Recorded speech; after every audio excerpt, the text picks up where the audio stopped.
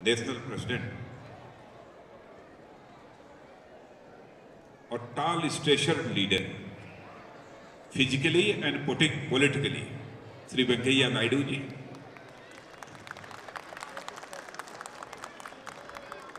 Bharatiya Janata party Delhi प्रदेश के अध्यक्ष श्री विजय जी गुप्ता, दिल्ली विधानसभा में नेता प्रतिपक्ष प्रोफेसर विजय कुमार जी मल्होत्रा, श्री ईला गणेशन जी, श्री मुरलीधरन जी, श्री पी कृष्णदास जी, श्रीमती निर्मला सीतारमण जी, श्री धरन पिल्लई जी, श्री प्रसन्ना पिल्लई जी, श्री एम नागराजन जी, श्री अनिल कुमार जी मित्तल, श्रीमती राजलक्ष्मी और इस कार्यक्रम के कन्वीनर डॉक्टर के मुत्तुस्वामी और इस कार्यक्रम के साउथ इंडियन सेल के कोऑर्डिनेटर श्री जय कुमार जी, यहाँ उपस्थित मेरे सभी सम्मानित बहनों एवं भाइयों, सबसे पहले तो मैं इस पोंगल के त्यौहार पर आप सबको अपनी तरफ से हार्दिक बधाई देता हूँ, आप सबको हार्दिक शुभकामनाएं देता हूँ। आप सभी जानते हैं कि दुनिया में अकेला देश यह हिंदुस्तान है, जिस हिंदुस्तान की कल्चर में जितनी डाइवर्सिटीज हैं, दुनिया के किसी भी देश के कल्चर में इतनी डाइवर्सिटीज आपको देखने को नहीं मिलेगी। लेकिन भारत की कल्चर में इतनी डाइवर्सिटीज होने के बावजूद यदि यूनिटी भी देखने को मिलेगी तो केवल भारत में देखने को मिलेगी, दुनिया के किसी दूसरे देशों में देखने को नहीं मिलेगी।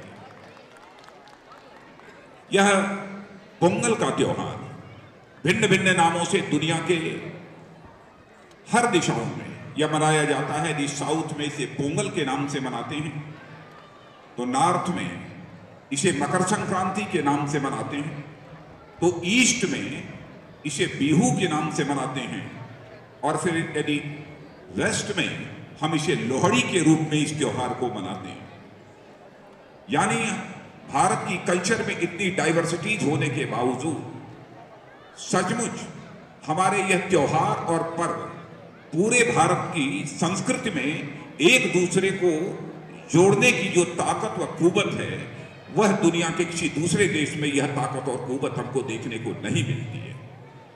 हम सभी जानते हैं कि साउथ हेमिस्फेयर से, दक्षिण गोलार्ध से सूर्य जब नॉर्थ हेमिस्फेयर की तरफ जाता है, उत्तरी गोलार्ध की तरफ जाता है, और जिस दिन जाता है उसी दिन यह पोंगल का त्योहार सारे हिंदुस्तान में मनाया जाता है। और यह जब सूरज साउथ हेमिस्फेयर से नॉर्थ हेमिस्फेयर के जिस दिन यह जाता है, उसी दिन हम यह कहते हैं, यह संदेश देकर जाता है कि हर व्यक्ति के जीवन में खुशहाली आए और हर परिवार के जीवन में खुशहाली आए और हर दुनिया के हर व्यक्ति के जीवन में खुशहाली आए। यह त्योहार हमारा संदेश देने का काम करता है। तमसो मां ज्योतिर्गमय, यानी हम अंधेरे से प्रकाश की ओर जाने का संदेश यह मकर संक्रांति का त्योहार, पोंगल का त्योहार, बिहू का त्योहार और लोहड़ी का त्योहार यह बराबर यह संदेश देता है।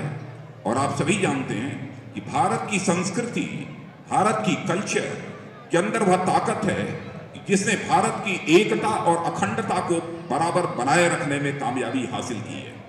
हमारे कल्चर में केरल के आदि शंकर ने इस देश के नॉर्थ, साउथ, ईस्ट, वेस्ट सभी जगह चारों मठों की स्थापना करने का काम और इन मठों के माध्यम से पूरे हिंदुस्तान के लोगों को जोड़ने का काम यदि किसी ने किया तो केरल के कालाडी में पैदा होने वाले आदि शंकर ने ही इस काम को किया था। इस सच्चाई को भी हम सभी अच्छी तरह जानते हैं।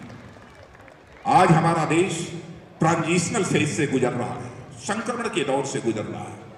और बहनों भाइयों, इस देश को ट्रांजिशनल फेज से निकालने की ताकत यदि किसी भी राजनीतिक पार्टी के अंदर इस हिंदुस्तान में है तो केवल भारतीय जनता पार्टी के अंदर है, अन्य किसी राजनीतिक पार्टी के अंदर वह नहीं है।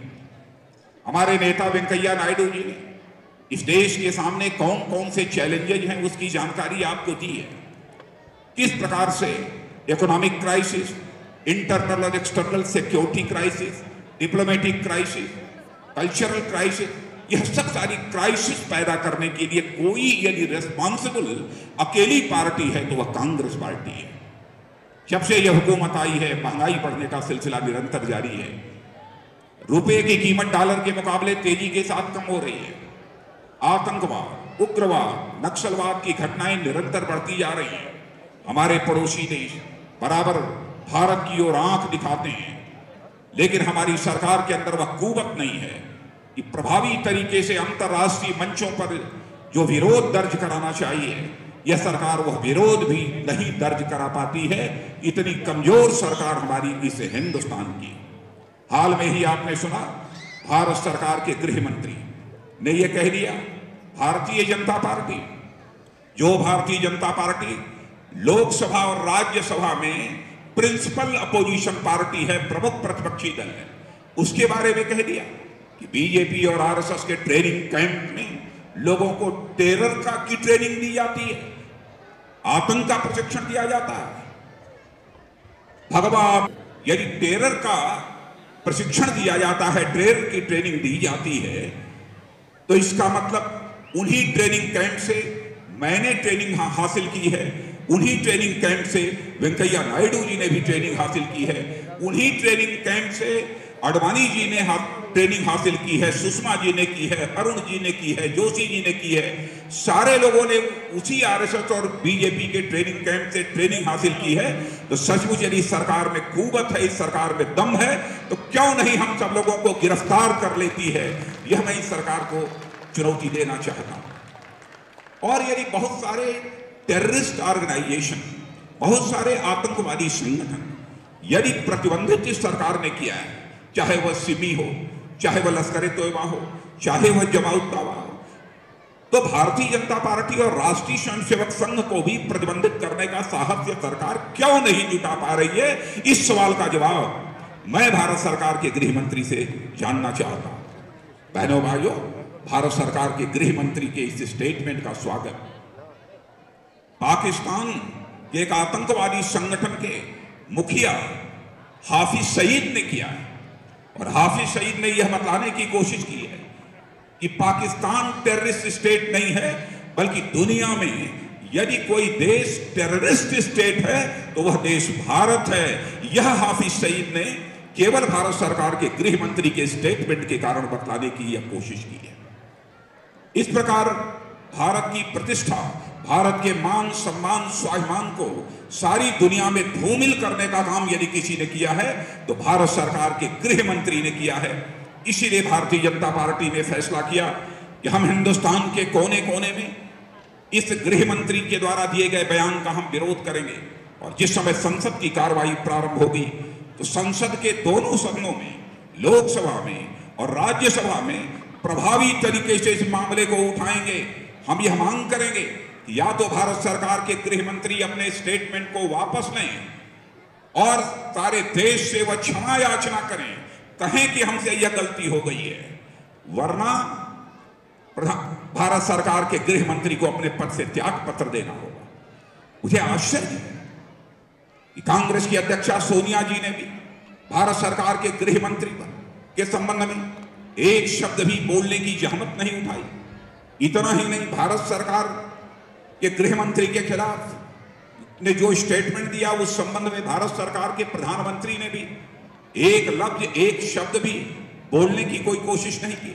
हम ये जानना चाहते हैं और इस कार्यक्रम के माध्यम से हम ये निवेदन करेंगे सोनिया जी और मनमोहन सिंह जी दोनों लोगों से, यह देश जानना चाहता है कि गृह मंत्री शिंदे साहब के बयान पर आपकी प्रतिक्रिया क्या है।